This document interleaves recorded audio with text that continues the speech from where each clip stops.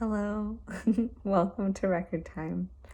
Record Time is a weekly Akashic experience where we explore simple and mysterious themes through the lens of the Akashic Records. If you're new here, welcome. If you're an old friend, thank you for being here with me today.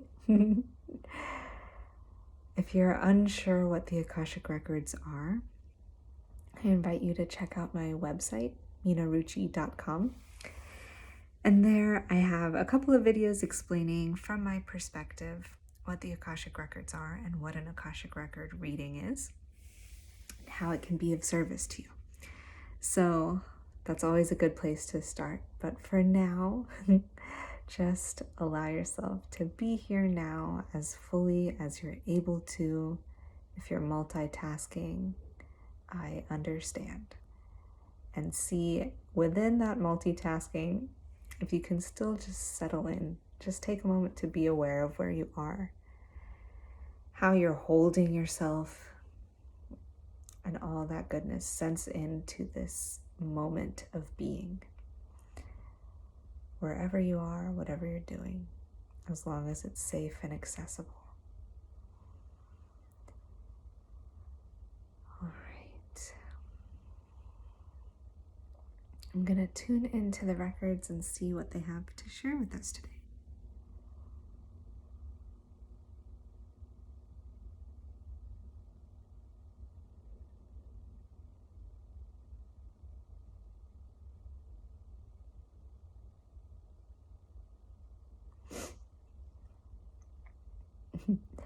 You don't have to match the energy of your to-do list. You don't have to match the energy of your to-do list. So let's dive into this. That sounds really intriguing and fun, and I'm excited for where this is going to go. So if you're in a place, and at the end of the year, it can be even more apparent than usual, as the deadline, the threshold, the turning of the year is coming towards us. It feels like time almost speeds up at the end of the year. And it can be like a nice motivating force to be like, oh, I want to finish all these things by the end of the year, before next year, whatever. And so it seems that our to-do list can be supercharged at this time. It can be really teeming with things to do and tasks and places to go and all of that stuff, right? It's like work and projects can get busier. Being with your loved ones and spending time with them can also be more demanding of your time. So it's like everything almost gets turned up a little bit, right? The intensity gets a little bit greater in magnitude. The volume is a little bit louder. And so they're saying we don't have to match the energy of our to-do list. And I think that's a profoundly relaxing, permissive statement of oh, thank goodness. Because my to-do list, I don't know about you, my to-do list is getting pretty crazy these days. So, and it's all wonderful things. But it's almost like when you look at your to-do list, if the reaction, the response that it incites within you is like, yeah, right? If it's that neck vein is popping, that little number, then you can remember this sentiment from the records that you don't have to match the energy of your to-do list. Like if you could imagine your to-do list as being a person, if you could imagine it personified, my to-do list right now would be a pretty frantic entity. There's a lot of stuff going on. The tasks on there are big and small. There's a lot. And so if that to-do list was personified, homegirl would be a little stressed out. And she would be focused and high strung. And so if that's the energy that your to-do list is bringing you at this time, you don't have to match it. And in fact, you can hold space for yourself. You can hold space for your goals and intentions better, more effectively, more efficiently if you don't match that high strung energy of the to-do list, right? If it's super packed, if there's very little space in your calendar, very little space in your to-do list, that doesn't have to be a reflection of the space in your mind. And so I always think it's interesting, most of the time when you speak to people, if they have very little space in their calendar, it's not hard to believe that they have very little space in their internal world too, right? But that doesn't have to be the case. It doesn't have to be a one-to-one correlation like that. And so what they're saying is, even as your to-do list gets really full, it's busy, it's high-strung, the personification of it is a little frenzied, you can decide how you want to approach all of the things that are on that list. And the endeavor of life itself, you get to choose how you show up to things. And this is not new. I've talked about this before, the records have shared about this before, and people have been talking about this for 5,000 years. So this isn't new, you know this, but it's just a reminder.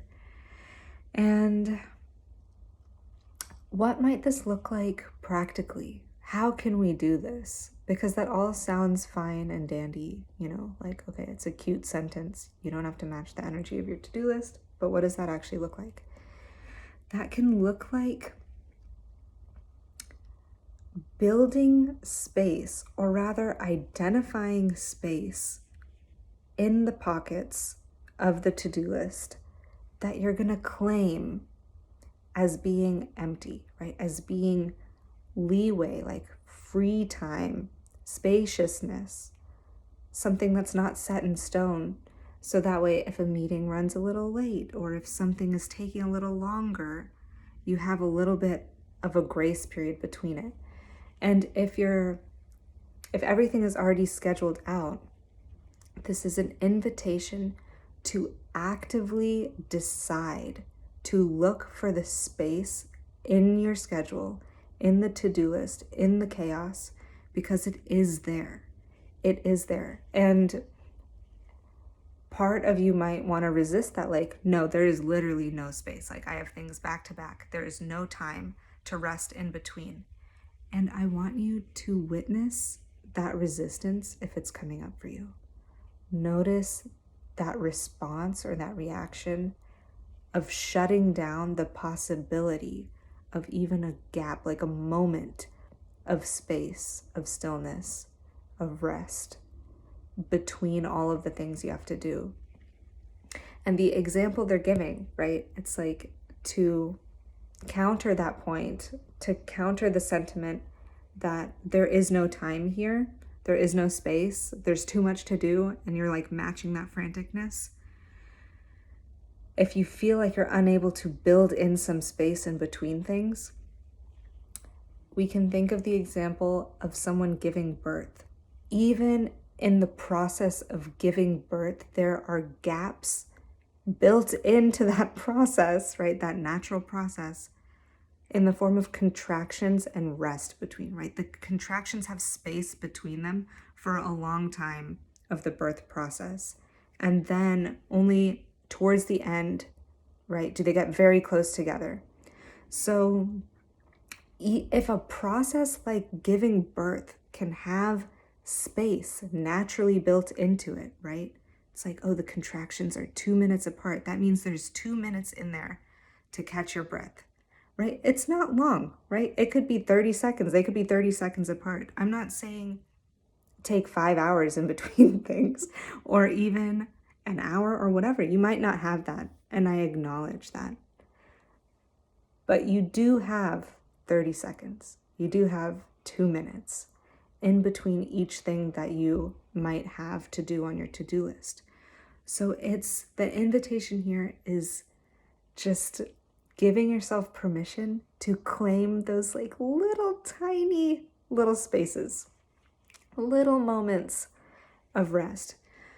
Because when you're going like in a marathon kind of mode, right, where there's so many things to do, you can choose to claim these small spaces to reset yourself and approach the next thing with a little bit more clarity. So again, this isn't about like this romantic view of like spaciousness and like whatever, I don't know, like the commercial or capitalist version of self-care and rest. It's not about that. It's about meeting yourself where you're at and just seeing what is there. What are the little pieces of space in between? And almost like deciding that when you find those little pieces, deciding to look for them, and when you find them, letting them be open. Because it's easy when your to-do list gets really long to just get caught up in the momentum of adding things to it, adding things that you don't actually have to do. So again, it's like you don't have to match the energy of your to-do list. You can choose to let it be a little bit more spacious than it might look at surface level. You can approach your long and like busy to-do list with the intention of savoring what space is in there already. So I hope that made sense. I'd love to know how that lands for you, if that's something that you've been feeling recently or not. This is one that you can come back to anytime your to-do list feels a little bit hectic, to just remind yourself that the opportunity, the invitation for spaciousness is there if you're willing to look, right? In small enough pieces, it's there. All right, that's where I'm going to leave you with for today. And if you're seeking more, if you're wanting more Akashic goodness, there is lots of that on my website. That's minaruchi.com. If you haven't yet gotten the free guided visualization, that is a beautiful and quick, it's 13 minutes long, experience that you can do to kind of dip your toes into Akashic perspective and kind of connect to that magic in that way. And yeah, all that, lots of videos, poems, I don't know, meditation classes, visualizations, all that is waiting for you on my website if you want it. So I'm wishing you well until next time. Namaste.